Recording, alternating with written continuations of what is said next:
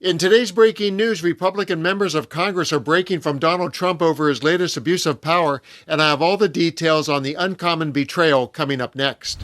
I'm Dan, and welcome to another Occupy Democrats report. To get all of our videos documenting Trump's lawless lunacy, please hit that subscribe button. Let's begin this report with some context. Republicans are parting with Trump over his move to open a criminal investigation into Jerome Powell, the Federal Reserve Chair. Trump has become increasingly frustrated over not being able to exert his will over Powell, so he's once again weaponizing his own government against a perceived foe. Let's pick it up with Powell standing firm against the threat, and then I'll have the Republicans who are standing with him and what they said that Trump definitely doesn't want you to hear. On Friday, the Department of Justice served the Federal Reserve with grand jury subpoenas, threatening a criminal indictment related to my testimony before the Senate Banking Committee last June.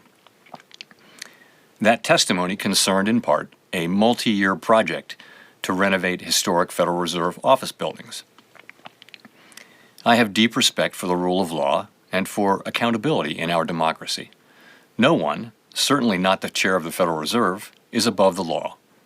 But this unprecedented action should be seen in the broader context of the administration's threats and ongoing pressure. This new threat is not about my testimony last June or about the renovation of the Federal Reserve buildings. It is not about Congress's oversight role.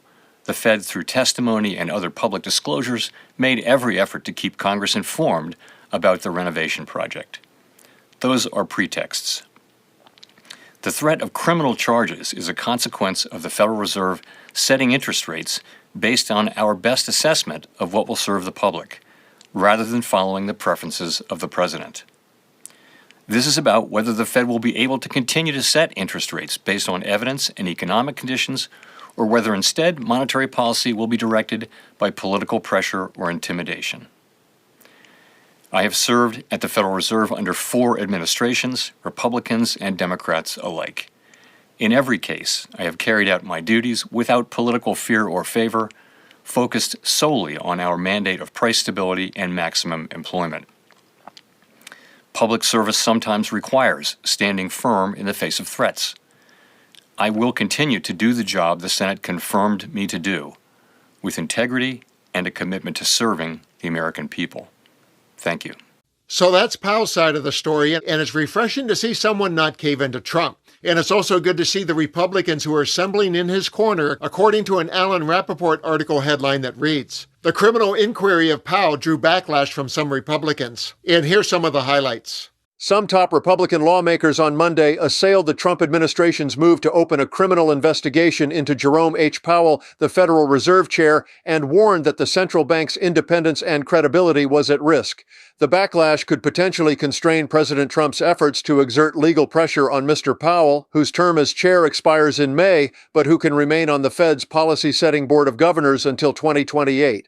The Justice Department served the central bank with grand jury subpoenas late on Friday and is investigating whether Mr. Powell lied to Congress last year when testifying about the renovation of the Fed's headquarters. If there were any remaining doubt whether advisors within the Trump administration are actively pushing to end the independence of the Federal Reserve, there should now be none. Senator Thom Tillis, a North Carolina Republican and a member of the Senate Banking Committee, said, "It is now the independence and credibility of the Department of Justice that are in question."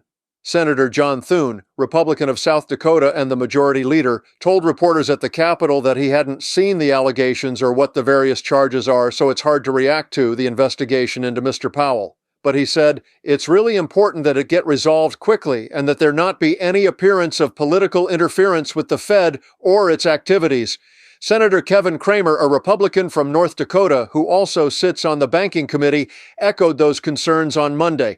Although he expressed criticism of Mr. Powell's performance as Fed chair, he said he did not believe that Mr. Powell was a criminal.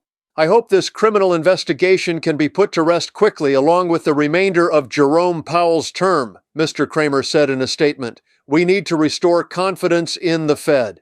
Senator Lisa Murkowski, a Republican from Alaska, warned that the Trump administration's threat to the Fed's independence could jeopardize the stability of markets and the broader economy. She suggested that the investigation was an attempt at coercion.